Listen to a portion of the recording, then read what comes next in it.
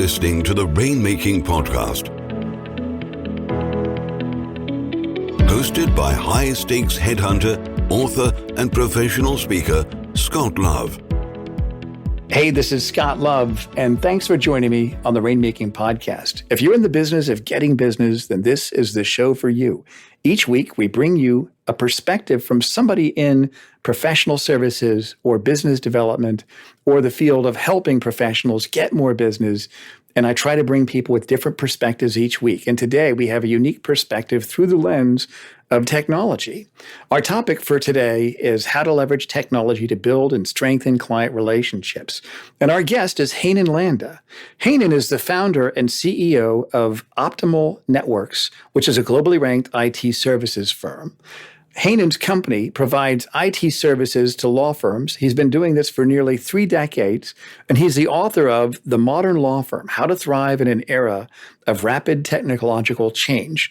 Now, if you're not in the legal industry, there are still some really good ideas that are going to help you because, as always, a lot of the principles and premises that govern success in business development are malleable across different industries. Make sure you check out the show notes so you can link with Heinan and check out his website. And as always, thanks for listening. Hey, everyone, this is Scott Love. Thanks for joining me on the Rainmaking Podcast. Today, we're talking about technology with our guest, a friend of mine, Heinan Landa. Heinan, thanks for joining me on the show today. Oh, it's absolutely my pleasure.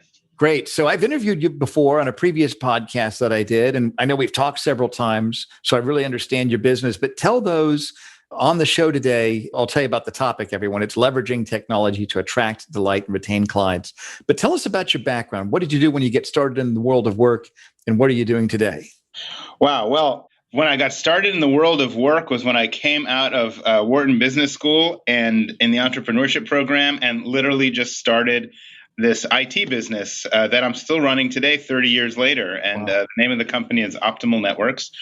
And we've been helping our clients literally for 3 decades with their technology. We have a very strong focus in law firms, associations, small business. And does that help? That's been great. 30 years I've been doing this. I got nothing else. That's right. That's great. Well, this is exciting. And I think what I've seen just with this crisis itself, that there have been opportunities that have come about because of technology. And that's what we're talking about today, leveraging tech to attract, delight, and retain clients. Tell us about this pandemic. How has this been opportunity and a unique opportunity for people in business to evolve? So my favorite quote actually is from Microsoft's CEO, Satya Nadella. He said that we have seen 2 years worth of technology adoption in 2 months with the pandemic. Yeah, I bet. And you really see it. You know, the companies and the law firms and everyone else who were forward leaning and had already adopted good mobile strategies and things like that. They picked up, they went home, they were ahead of the game, they were working, they did not go dark. Yeah. And the ones that had not leaned into technology, they struggled. Yeah. They struggled. You saw people not being able to work for a week, 2 weeks, 3 weeks, and then barely stumbling back together to be able to serve their clients. I was very fortunate. Our clients were ahead of the curve, and most of them just picked up and went home. And it was more about the furniture than it was about the computing, which was wonderful. And I'd even heard that some people that were down in Louisiana because of the previous natural disasters with hurricanes, where they had to do that, they had to pivot virtually. They actually had an edge just because they'd done it before with the hurricane. And Miami too with the hurricanes. Yeah, that's right. That's right. Yeah. And so I think, listen, the pace of technology change is and has been increasing exponentially. And it has been one of those things that we've sort of been watching, and those of us in the technology industry we know it, we always have to sort of stay ahead, but the pace is faster and faster and faster. And I actually thought that, I wrote a book recently, which we'll talk about, I'm sure, but I actually thought that I'd be spending most of the time explaining to people what exponential growth means. Mm-hmm. But I didn't have to, because the pandemic came along and everyone now knows what it means when a virus is growing exponentially. So this pandemic was sort of a wake-up call for people. And it said, hey, guys, you got to adopt this technology. You need it. And it's now going to be more important than ever before. So a phenomenal opportunity for people across the board to lean into the change, to get ahead of the change, to understand that technology will always change and that they can use it as an advantage to get clients, to retain clients, to serve clients better across the board. And tell me about that. I kind of love the idea when you talk about getting new clients. I mean, I get really excited whenever I hear, let's get new clients. So tell me about that. What are some of the new business opportunities that you think come from technology choices? So let me set the framework for this. Before the pandemic, these are statistics from before the pandemic. Okay. Literally 2/3 of the buyer's journey happened digitally. So you got people who would surf the web, check reviews, read online, go to websites, do a lot of work before they picked up the phone and they called you. And this is before the crisis, right? Yeah, before the pandemic. Now you think during the pandemic, as it is, it's much closer to 100%. Yeah, or, maybe 90 or 95. I don't have the statistics, but you got people going with technology all day long, and that means that if your marketing technology, in other words, your outbound emails, your social media, your website, if that's not reflecting who you are and what you bring to the table, you're going to miss out on opportunities to get new clients. And when I say miss out, you won't even know you're missing out, right? Because they drop off. Right. If they go and they check, like 83% of people will start their search, say, for an attorney by checking reviews. So let's say they go to the online reviews and say, wow, this guy seems fantastic. And then they go to your website and it's a clunker. Yeah. And it doesn't load and they can't find what they want. It's tough to click on the contact us button, right? And so on and so forth. They're going to be like, what is this? Hello. Right. I can't work with this. And they're going to move. We've all become that type of consumer. So that's even before they talk to you. Then you got the whole, all right, now we're engaged in discussions with a prospective client. And how are we being responsive? Are we showing them, like, do we know what they need and what they want? And can we work with them in a way that is collaborative, fast, responsive, connected? And if we can do that, it's a game changer. And it's not just for the prospective client, but it's also for your existing clients, where you can use technology to really become part of their organization and give them an experience like they've never seen. Can I give you an example on this? I was just going to ask for one. Yeah. How have you seen that in your work and working with law firms? And everybody that's listening, by the way, this applies to everybody, not just the legal industry, but everybody. Without a doubt. So we're a big fan of Slack. We have lots of clients who use Teams. We're good with Teams, but we internally use Slack. And my attorney and my marketing company and my social media company have taken on to be inside of our Slack channel. So let me explain to you what that means to me. I communicate with everybody in my company very quickly with threads and texts, and we have little channels where we work on projects together. Now, you're my attorney, and you're in one of those channels with me going back and forth on documents. How does that feel compared to an attorney who is going back and forth with me via email, which I barely use anymore? Right. It's almost like you're in my company. That's interesting. It's a whole different experience. Do you think that this has changed expectations of clients that are looking to get professional services? Have all of a sudden they've seen this is just how it is? Their expectations are increasing now. Here's my take on this. You know how when we order food from Uber Eats? Right. We all do this, right? We sit there and we're tracking our food. Right, yeah. See where it is. We want to know where it is. We want to know when it's coming. We are like now so picky that if our food is 5 minutes past the promised time, we're complaining. Yeah, right. Well, what is that, right? That's ridiculous. If you think of, like, if you zoom out and you think about it in context, it's sort of ridiculous. But that is how consumer centric folks have gotten. And I believe that because we're all sitting at home, because we've been working at home for a year, most of us, I think that has translated into the business place. And your expectations for responsiveness are much, much higher than they were in the past.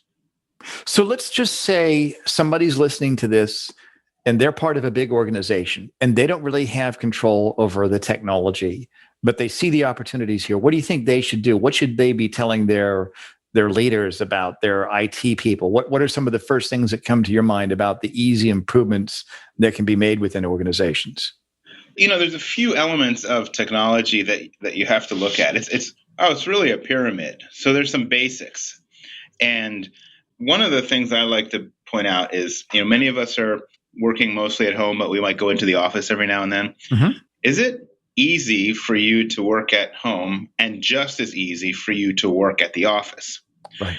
Or did you just pick up all your work stuff at the office and take it home and now you can't work in the office, right? So this sounds like a simple question, but if you're experiencing some frustration in that regard or some impediments, that's something to really focus in on, because it means the basics aren't covered. You should be able to work seamlessly from anywhere, because otherwise you've got drag. You've got efficiency drag, operational drag. You might have security problems. These are all like platform, like basic bottom level issues that you got to make sure are solved. Only once that stuff is solved can you start picking your head up a little bit and go to the next level, which is, do you have the right software in place? Right. And do you have a CRM? Are you able to track your contacts? Are you able to track your interactions with people, your follow-ups with people? Can you find your documents? Can you collaborate on your documents? One of the big things that seems to have gotten a lot of traction during the pandemic is this idea of co-authoring. Right. The fact that I can be in a PowerPoint at the same time as someone else in my organization, and we can fix it up together in like 2 minutes flat, as opposed to passing it back and forth via email. So these are sort of the things to think about. And then when you go another level up, you look at things like, do you have the data? Right? Can you actually do reporting on it and see, hey, we talked to this many people, we only had interest from about 20% of them, and only one became a client. Well, that was a worthless effort, right? maybe. And so I say this kind of, I'm giving it to you verbally. A good place to go is in my book, I laid out a whole sort of self-assessment on all elements, like a 360 of technology. And you can jump on and get it online. I'm happy to give you the... Oh, that's fantastic. We'll get that link and we'll put that link on the show notes. So people listening, you can get, and I'll even put the link for the book on the show notes. And I want to ask you about that here in just a second. But let me ask you this about exceptional customer service. I know that you've mentioned before that there are 4 different pillars. How do you think technology impacts those? Maybe we can kind of go over those. I think the first one is responsiveness. Is that right? You may have read my book. Yeah. So at least I've put out that there's 4 real pillars here of customer service, of exceptional customer service. And we have to stop looking at technology as like a cost and an impediment and a drag. And we have to start getting ourselves to a point where we can use technology to fulfill excellent, exceptional customer service. So just that's the framework. The first pillar is responsiveness. So this is sort of the way I'm saying is like, I'm not advocating that anyone work 24/7, but can you? Yeah. Do you have the option? Right. If you're standing in a grocery line and waiting for a checkout and your client needs something quick, can you respond? Right? So do you have a thoughtful and intelligent mobile strategy that you can quickly get back to them? And that's just the reaction time, or what I'd call the response time. But there's also an element of completeness, right? The quality of the work. So let me ask you this. Can I ask you for a second?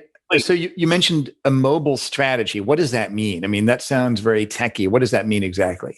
Oh, it means, can you get your information anywhere you are? Like, in other words, I know it seems pretty obvious, but can you get your email on your phone? Can you get your documents on your phone? Can you connect with your colleagues on your phone, on your laptop, on your iPad, in your office, wherever you are in a hotel? Is your work at your fingertips when you want it? I'm not saying that you need to do it 24/7, but do you have that on button that you can say, okay, I'm working now. I've got to respond to this client now.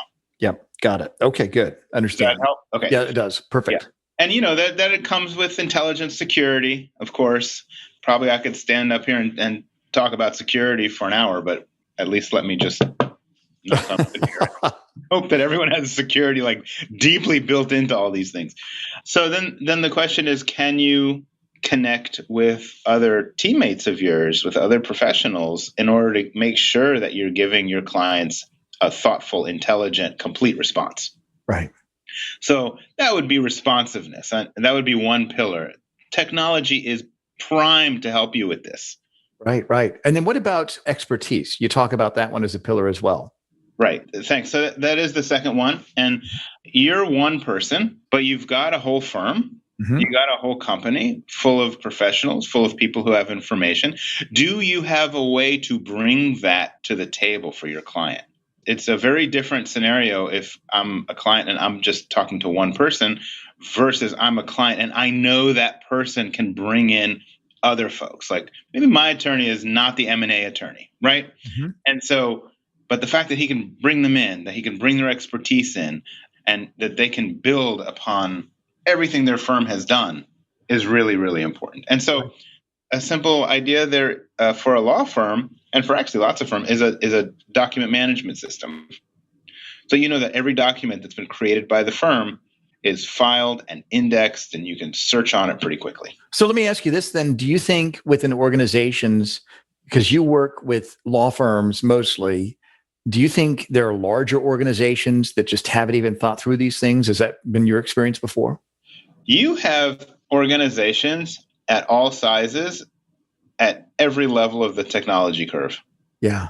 I have seen very small organizations that have been way ahead, like really have thought this stuff through really well, and it helps them. It's a real competitive advantage. Right. And I have seen very large firms who are sucking wind. Yeah, right. So yeah. And so tell me about results. You talk about we have responsiveness, expertise. What about results as a pillar?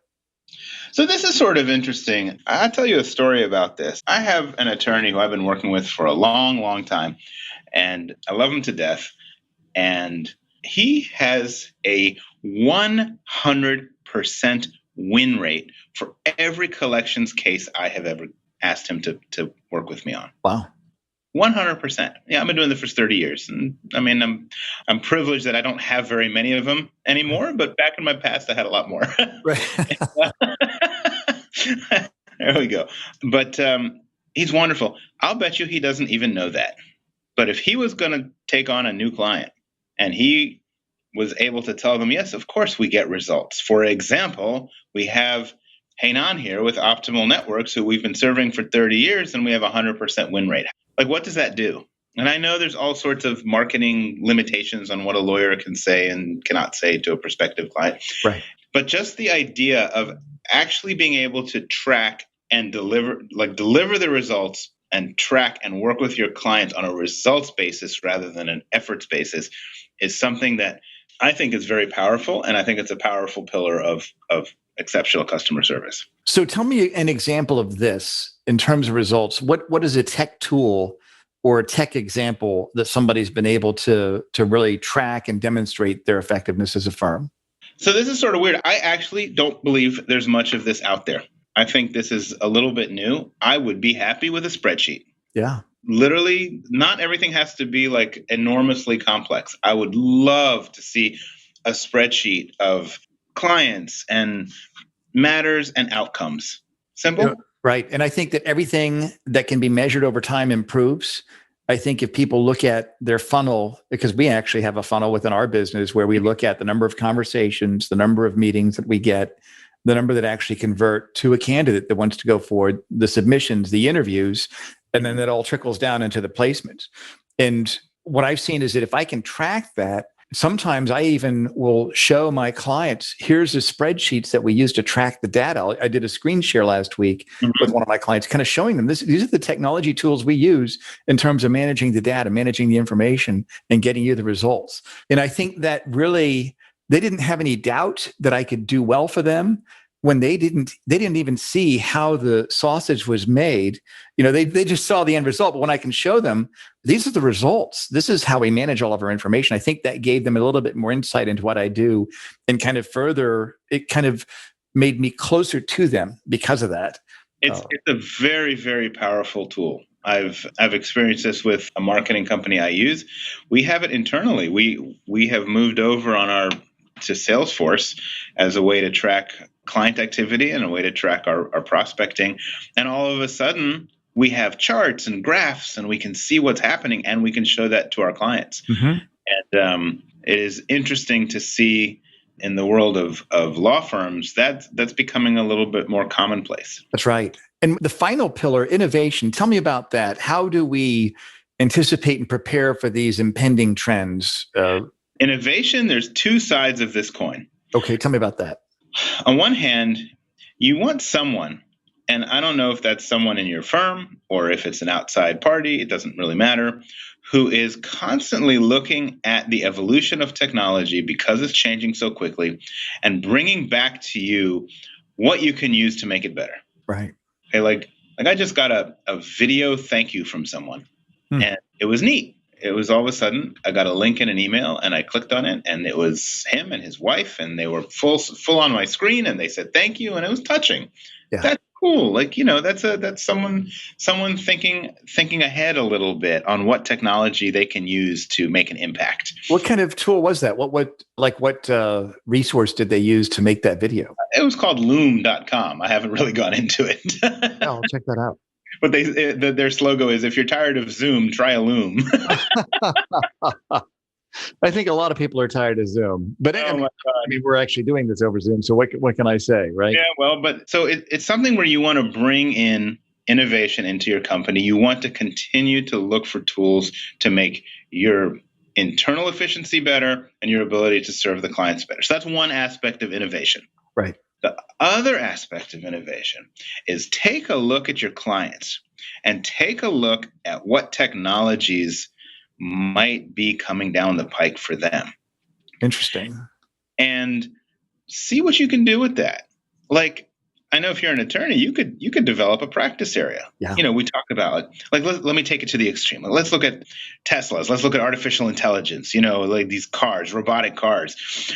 If your clients are getting into this business, you could become the expert on all these different concerns that people have for lawsuits against robotic, automatic cars. Right. It's a whole practice area you could pick up. And you could do this in any business. Like, look at your clients and see what technologies are going to impact them. That would be a different element of innovation. I like that idea where you're now ahead of that trend. You always want to be ahead of the trend. You want to observe it, pay attention to the data, read publications, see what those trends are. And I like how you're able to kind of look at how does technology impact that? How can we be ahead of that curve? Yeah. And Heinan, tell me then, what would you summarize if there are 3 action steps people could take to kind of get started on these ideas and implement those? What would those action steps be? Three action items for you. I've actually been thinking about this. Here's what I would recommend. Mm-hmm. I would say, for one, and I think I mentioned this, think through whether you're working from home and working from your office is as easy. Both of them are as easy. And if they're not, start digging in on this, which I would say, look at your second action step, which would be go to my website and take this self-assessment. It won't take you long. It's 15 minutes. And it's not technical particularly. And if you start seeing that you got some major holes in your technology, whether it's on the foundation or whether it's on the software you're using, you probably need to start addressing it, and addressing it firm-wide or company-wide. So you could go to the leadership, you could go to the IT people. That's between you and your culture and your company. But you can find out if you're behind the curve. There are best practices out there for what this is. And we'll put that link on the show notes for the assessment. We'll get that from you and put that on there so everybody listening, you can go there. And so we can take the assessment. Any other action steps you can think of? Yeah, here's an interesting one. Bring your marketing folks into a conversation about your client service. Because I think it'll give you a different perspective. So if you're the one providing the service, talk to someone who's really focused on the market, the prospective clients, how to get repeat business from your current clients, and talk to them a little bit about what would really help them. What kind of client stories would really help them? What kind of client data would help them? And I think it would actually do the job of sharpening up your service, like giving you some new angles on your service and your ability to deliver it. And it would probably help them get you some more clients. That's a fantastic idea, Heinan. I wish I could take full credit for it. But And what's a final action step people can take to get started on these ideas? Oh, come on, read my book. Go to my website. That's terrible, right? That's okay, right. So this is good. Well, here's your commercial. Tell us about your book. Okay. And then what are some other resources that you have, other offerings that people listening to us today can benefit from in terms of the work that you do, Heinan? Okay, I'll try to it was written for attorneys and firm administrators. I have found that it really applies across the board to professional services firms. It's called The Modern Law Firm: How to Thrive in an Era of Rapid Technological Change. Got it. Wow. I'll get you the website. Read it. It's a quick read. It's fun too. Fantastic. And I have it on Audible and whatnot and Kindle. And so it'll give you a nice way to think through this technology stuff, especially if you're bugged by it. The second thing is on our website, which is optimalnetworks.com. There are tons of blogs and tons of videos about everything from security to technology to the pandemic to, and working from home and working from the office and reentry. And there are lots and lots of resources there, and they're all out there in the public. And any topic that catches your interest, I would encourage you to pursue. I would specifically recommend that if you're not comfortable with your security while working from home, that is something you pay a little extra attention to. That we see a lot of a tremendous increase of cyber attacks. And it's very worrying for me because I don't see work from home leaving us anytime soon. Right. That's right. That's absolutely true. Well, Heinan, we're going to put your link to your company with the resources, optimalnetworks.com. We'll put that on the site. We'll put the link to your book. And then also the assessment, we'll put that on there. And thanks for being a guest on the show. You've got some great content. I hope everybody listening can follow through on your advice. And thank you again for being here today, Heinan. Well, thank you so much for having me.